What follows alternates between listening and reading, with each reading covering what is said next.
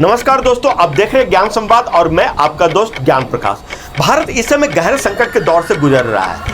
पहले तो इस संकट की सिर्फ आहट सुनाई देती थी, लेकिन अब उसकी आवाज़ भी जोर जोर से आनी शुरू हो गई है। अभी का माहौल कुछ इस तरह से लग रहा है जैसे मानो कभी सन 1946 में डायरेक्ट एक्शन डे के दिनों हुआ करता था। हालांकि मैंने उस मंजर को कभी भी अपनी आंखों से नहीं देखा है। जो कुछ भी जाना है उसे देख पढ़ करके जाना है। लेकिन बस आपको इतना बता दूं कि हिंदू उस समय बिल्कुल ही सुसुप्त अवस्था में थे जब डायरेक्ट एक्शन शुरू हुआ था। उन्हें जरा भी अनुमान नहीं था कि उनके साथ चंद दिनों बाद ही इतनी बड़ी घटना होने वाली है। यहाँ तक कि डायरेक्ट एक्शन जब शुरू हो गया तब भी उनको समझ में नहीं आ रहा था कि वो क्या करें, कैसे अपनी जान बचाएं, कैसे अपनी बहू बेटियों की इज्जत को बचाएं, कैसे अपनी माल असबाब की रक्षा करें। कई दिनों तक इस तरह का मारकाट चलता रहा। कहीं से कोई प्रतिरोध की आवाज नहीं आ रही थी। हिंदू अपने आप को लाचार, असहाय और बेचारा महसूस कर रहे थे। वे इस बात से भी शौक थे कि जिन्हें वे बरसों से जानते थे, जो उनके सामने खेल कूद करके बड़े हुए थे, वही उनके घरों को जला रहे थे, वही उनकी बहू बेटियों की इज्जत लूट रहे थे। बिल्कुल कश्मीर वाला मंजर था। जब तक कि हिंदू प्रतिकार करने की स्थिति में आए या प्रतिकार करने की मानसिकता बनी, तब तक बहुत देर हो चुकी थी। लाखों हिंदुओं के घर को जलाया जा चुका था। उनके माल असबाब यानी कि धन दौलत को लूटा जा चुका था। उनकी बहू बेटियों के अस्मत को भी लूटकर उनकी हत्या की जा चुकी थी। हिंदुओं के मन में भय और दहशत व्याप्त करने के लिए उनकी छोटी छोटी बच्चियों की लाश को चौक चौराहों पर ऐसे टांग दी गई थी जैसे कसाई अपने दुकानों में बकरे को टांगता है। हालांकि अभी उस तरह की परिस्थिति पूरे भारत में तो नहीं बनी है, लेकिन उसी बंगाल में, जी हां, उसी बंगाल में फिर से नजर आने लगी ऐसी परिस्थिति जो उन दिनों की परिस्थितियां थी। अभी उस जोड़े की सरेआम पिटाई का वीडियो का दृश्य जहन से आपका नहीं उतरा होगा कि एक और ऐसा ही वीडियो सामने आ गया जिसमें कुछ लोग एक लड़की को अर्धनग्न करके पीट रहे हैं। हालांकि कुछ लोग ऐसी भी अफवाहें उड़ा रहे हैं कि यह वीडियो पुराना है, मगर है तो बंगाल का ही। और इस वीडियो में भी जो अपराधी दिख रहे हैं उनका भी ताल्लुकात सत्तानशीन पार्टी तृणमूल कांग्रेस से है। अब सवाल यह उठ रहा है कि बंगाल से ही ऐसी घटनाओं के वीडियो बार बार और लगातार क्यों आ रहे हैं और दूसरे प्रदेशों से क्यों नहीं? तो ये क्या किसी फिक्स डिजाइन के तहत ऐसा हो रहा है? तो इसका जवाब है नहीं, क्योंकि कश्मीर और केरल के बाद बंगाल ही एक ऐसा राज्य है जहां की बांग्लादेश से सटे 12 से 14 जिलों में मुसलमानों की आबादी हिंदुओं से ज्यादा हो चुकी है और वहां पर लगभग शरीयत के हिसाब से सोशल जस्टिस लागू किया जाने लगा है। तभी उन इलाकों में से ऐसी वीडियो लगातार सामने आने लगी है। अब आप कहेंगे कि बिहार और यूपी में भी कई ऐसे जिले हैं जहां पर मुस्लिम बहुलता में है और वहां से ऐसी वीडियो क्यों नहीं सामने आ रही है? तो मैं आपको बता दूं कि उन राज्यों में जो सरकारें हैं वो तृणमूल कांग्रेस की तरह एक खास वर्ग का तुष्टीकरण नहीं करती है। शायद इसलिए उनके हौसले उन इलाकों में बेकाबू नहीं हुए हैं और वहां पर अघोषित रूप से शरिया कानून लागू करने में कामयाबी नहीं मिली है। बंगाल में अघोषित रूप से शरिया कानून लागू होने की बात हम ऐसे ही नहीं कर रहे, बल्कि वहां के एक नेता और मंत्री ऐसा कर रहे। पहले जो वीडियो सामने आई थी तो उसके बचाव में स्वयं तृणमूल कांग्रेस के मंत्री ने कहा था कि मुस्लिम राष्ट्र में ऐसा ही होता है। उस निरीह लड़की को ही गलत आचरण वाली ठहराकर उस तृणमूल कांग्रेस के गुंडे के कृत्य को वे सही ठहरा रहे थे और कह रहे थे कि मुस्लिम राष्ट्र में ऐसा ही होता है। यहां पर यह थोड़ा ज्यादा हो गया और ये थोड़ा ज्यादा हो गया वाली बात भी शायद वो ऐसा इसलिए कह रहे थे कि वो वीडियो सोशल मीडिया पर वायरल हो गई थी। हर तरफ से उस वीडियो पर तीखी प्रतिक्रिया आने लगी थी।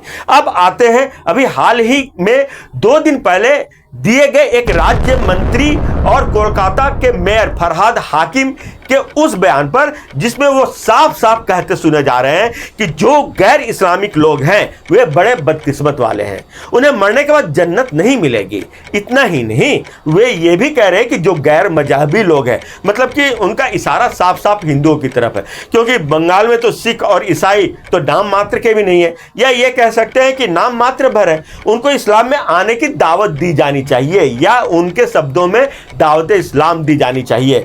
इसका क्या मतलब है? जब प्रदेश का एक वरिष्ठ मंत्री खुलेआम ऐसी बातें कहता हो और शीर्ष नेतृत्व की तरफ से कोई खंडन मंडन नहीं आता हो, तो जाहिर है कि पार्टी का भी इसमें मौन सहमति है, या फिर इतना गट्स नहीं है कि पार्टी नेताओं की तरफ से हो रही ऐसी बयानबाजी को वो रोक सके। मतलब साफ है कि पहले तो कश्मीर में हम हिंदुओं का एक्सोडस देख चुके हैं, अब आने वाले समय में हमें बंगाल में भी ऐसी ही परिदृश्य देखने को मिल जाए तो ये चौंकाने वाली बात नहीं होनी चाहिए।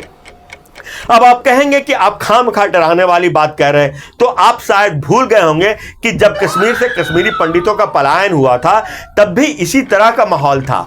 वहां भी अलगाववादियों के समर्थन वाली सरकार थी और केंद्र में भी बीजेपी के समर्थन से चलने वाली सरकार थी। जगमोहन जो कि उस समय के लेफ्टिनेंट गवर्नर थे और कट्टरवाद राष्ट्रवादी माने जाते थे, वो चाहकर भी कुछ नहीं कर पाए क्योंकि हालात ही ऐसे निर्मित हो चुकी थी। अभी भी केंद्र में बीजेपी की सरकार है और बंगाल में एक खास वर्ग के तुष्टीकरण वाली सरकार है। परिस्थितियां ऐसे ही नहीं बनती है, हालात ऐसे ही बिगड़ते बिगड़ते हाथ से बेकाबू हो जाते हैं।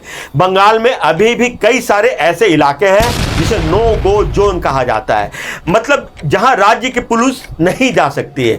तब आप अनुमान लगा सकते हैं कि अगर वहां पर हालात खराब हुए तो बंगाल पुलिस क्या ही कर लेगी।